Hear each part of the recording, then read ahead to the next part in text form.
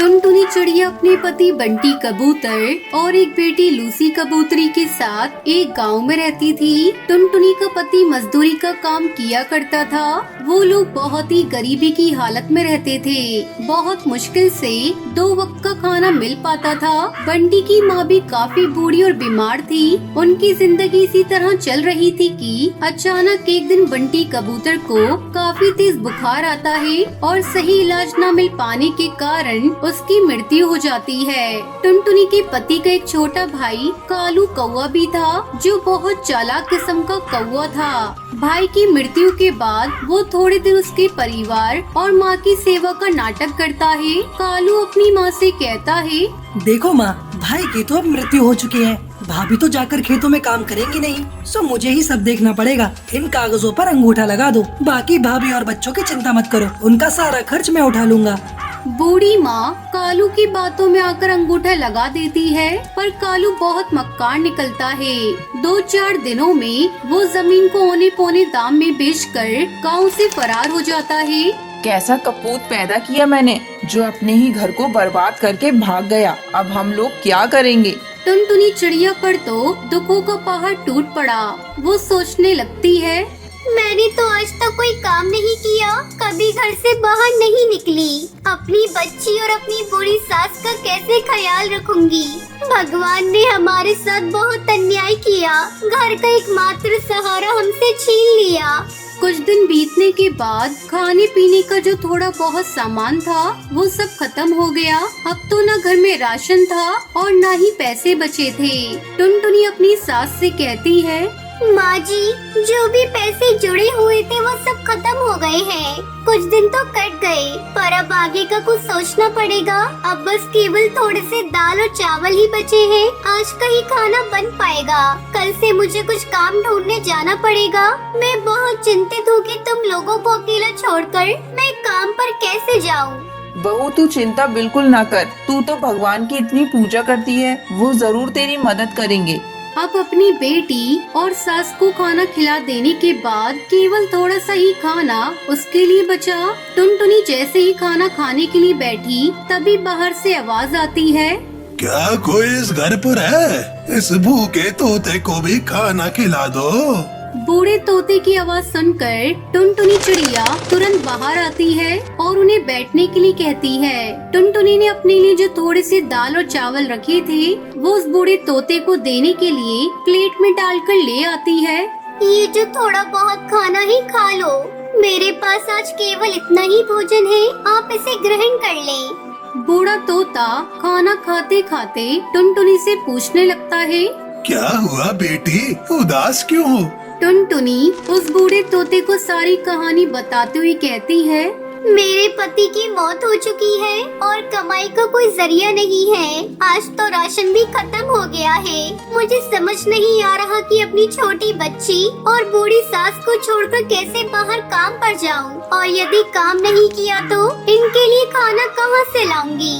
बूढ़ा तोता टुनटुनी की सारी बातें सुनकर उससे कहता है, तुमने ये जो दाल चावल बनाए थे, इनमें बहुत ही स्वाद था। तुम्हारे हाथ में स्वाद है। घर के बाहर ही तुम दाल चावल का ठेला क्यों नहीं लगा लेती, जिससे तुम्हें घर छोड़कर कहीं जाना भी नहीं पड़ेगा और तुम्हारी कमाई का जरिया भी बन जाएगा। मैं तुम्हें एक नमक का पैकेट देता हूँ। ये एक जादुई नमक है। तुम अपने खाने में इसी पैकेट से नमक डालना, फिर देखना तुम्हारा सारा खाना हाथों हाथ बिक जाएगा और तुम्हें कभी पैसे की कोई परेशानी भी नहीं होगी। ये कहते हुए बूढ़ा तोता टुनटुनी चिड़िया को एक नमक का पैकेट देता है। आपका बहुत बहुत शुक्रिया काका, आपने तो मेरी समस्या हल कर दी। अब मैं घर पर रहकर ही सब काम कर लिया करूँगी और मुझे अपनी बच्ची को छोड़कर कहीं दूर भी नहीं जाना पड़ेगा। तुम बहुत ही अच्छे दिल की चिड़िया हो। तुम्हारे मन में लोगों के लिए दया भाव है और तुम लोगों की मदद करना चाहती हो, इसलिए मैं तुम्हें ये जादुई नमक दे रहा हूँ। ये तुम्हारी बहुत मदद करेगा। और हाँ, ये याद रखना, ये पैकेट कभी भी खाली नहीं होगा। बस तुम इसे संभाल कर रख देना और हमेशा खाने में नमक इसी में से डालना। भगवान तुम्हारा भला करेंगे। ये कहते हुए वो बूढ़ा तोता वहाँ से चला जाता है। टुनटुनी अगले ही दिन भगवान का नाम लेकर खाना बनाने का काम शुरू करती है। पहले दिन वो दाल चावल ही बनाती है और उसमें वही जादुई नमक डालती है। पहले ही दिन कुछ पक्षी टुनटुनी से दाल चावल खरीद कर खाते हैं, तो उसके दाल चावल के स्वाद से वो पक्षी बहुत खुश होते हैं। वाह बहन, क्या बात है। ये दाल चावल तो बहुत ही स्वादिष्ट है। हम भी रोज घर में दाल चावल बनाते हैं, परंतु ऐसा स्वाद तो कभी भी नहीं आया। हाँ भाई, ऐसे दाल चावल ना सुंदरी की माँ जो है ना 100 साल लगा कर भी नहीं बना पाएगी। बता रहा हूँ, स्वाद आ गया भाई, सच में वाह। टुनटुनी के बनाए दाल चावल धीरे धीरे पूरे जंगल में मशहूर हो जाते हैं। पूरे गांव भर में उसके दाल चावल की तारीफ होने लगती है। उस जादुई नमक के स्वाद ने अपना जादू चला दिया और टुनटुनी चिड़िया के बनाए दाल चावल गांव भर में मशहूर हो गए। अब टुनटुनी जितना भी खाना बनाती वो हाथों हाथ बिक जाता। टुनटुनी की अच्छी खासी कमाई होने लगी। एक दिन टुनटुनी चिड़िया अपनी सास से कहती है, माँ जी, हमारे बनाए दाल चावल पूरे गांव भर में सबको पसंद आ रहे हैं और रोजाना ग्राहक बढ़ते ही जा रहे हैं। अब हमारे घर में पैसे की कोई कमी नहीं है। मैं सोच रही हूँ क्यों ना मैं अपने साथ काम करने के लिए एक नौकर को रख लूँ और हम दाल चावल के साथ साथ सब्जी और रोटी भी बनाकर बेचेंगे, जिससे हमारी कमाई और बढ़ेगी। हाँ हाँ, क्यों नहीं बेटी। तुम इतने मन से और साफ सफाई से खाना बनाती हो तो खाने में तो स्वाद आएगा ही। तुम इसी तरह मेहनत करती रहो, भगवान तुम्हें सफलता देंगे। कुछ दिन बाद कालू कौवा घर वापस लौटा। वो अपनी माँ और भाभी से माफी मांगते हुए कहता है, मुझे माफ कर दो माँ और भाभी, मैंने आप दोनों के साथ बहुत बुरा किया। मुझे अपनी गलती का एहसास है। अगर भाभी तुम्हारे पास कोई काम हो तो मुझे रख लीजिए, मैं आपके काम में हाथ बटा दूंगा।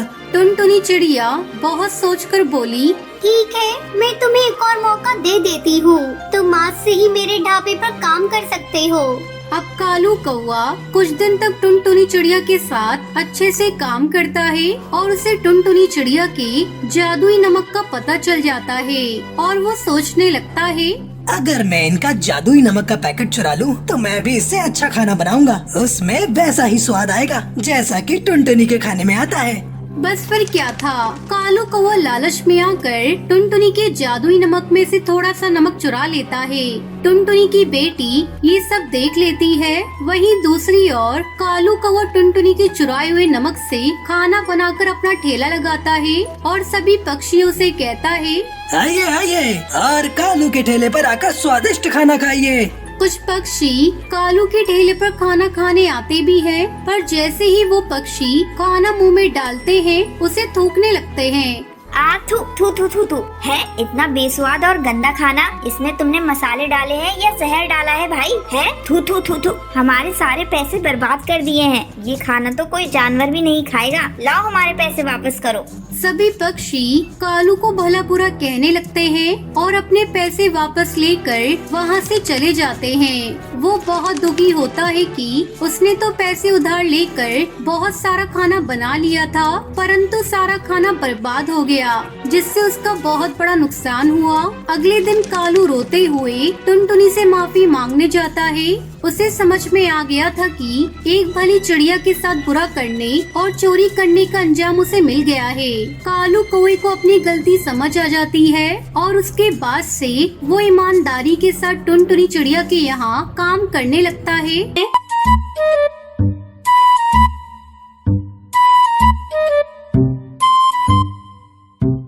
सुंदरवन जंगल में टुनटुनी चिड़िया अपने पति बंटी कबूतर के साथ खुशी खुशी दिन गुजार रही थी। टुनटुनी और बंटी कबूतर ने प्रेम विवाह किया था। टुनटुनी की सास टूनी चिड़िया अपने गांव में रहती थी। एक दिन वो बिना खबर किए टुनटुनी के घर आ जाती है। अपनी सास को देखकर टुनटुनी कहती है, अरे माँ जी, आप कौन है?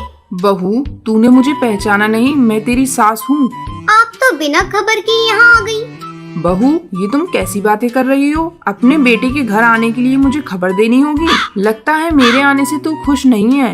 अरे नहीं माँ जी, आपके आने से तो मैं बहुत खुश हूँ। बहू अब तू खुश रहे या नाराज, मैं तो कुछ दिन तक यहीं रहूंगी और मैं गांव तभी वापस जाऊंगी जब तू माँ बन जाएगी। अब जल्दी से तू मुझे पोते का सुख दे दे।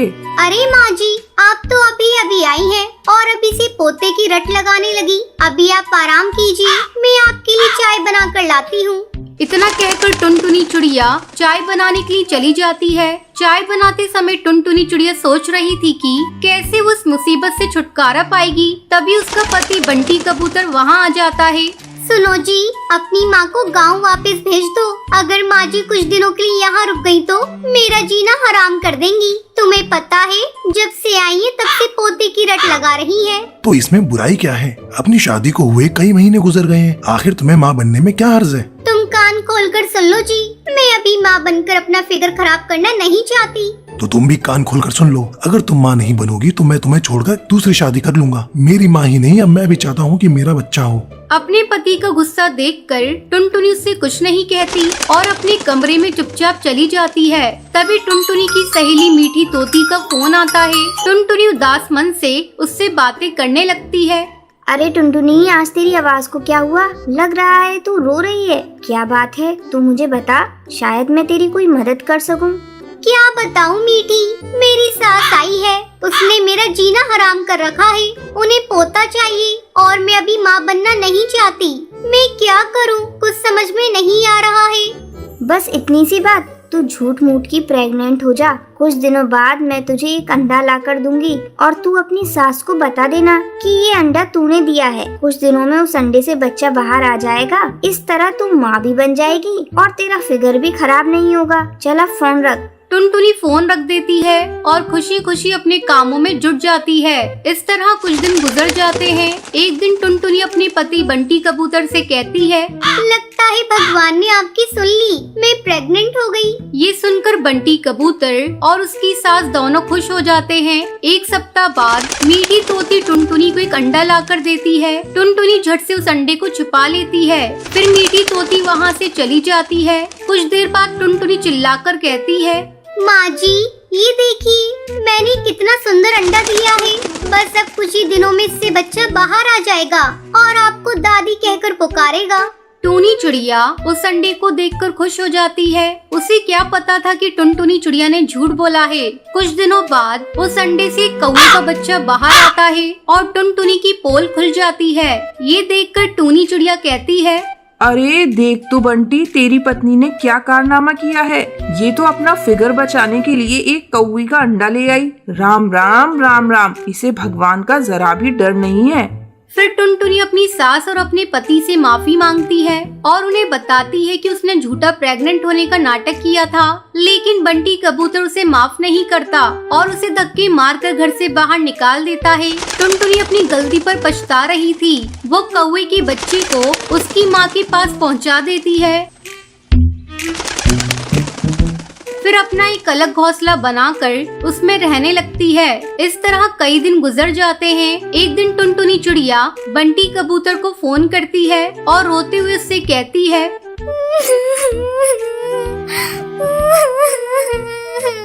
बंटी जी, मैं आपसे बहुत प्यार करती हूँ। मैं वादा करती हूँ आपसे, अब मैं कभी भी ऐसी गलती दोबारा नहीं करूँगी। ये सब सुनकर बंटी कबूतर टुनटुनी चिड़िया को माफ कर देता है। फिर टुनटुनी चिड़िया खुशी खुशी अपने पति के साथ रहने लगती है।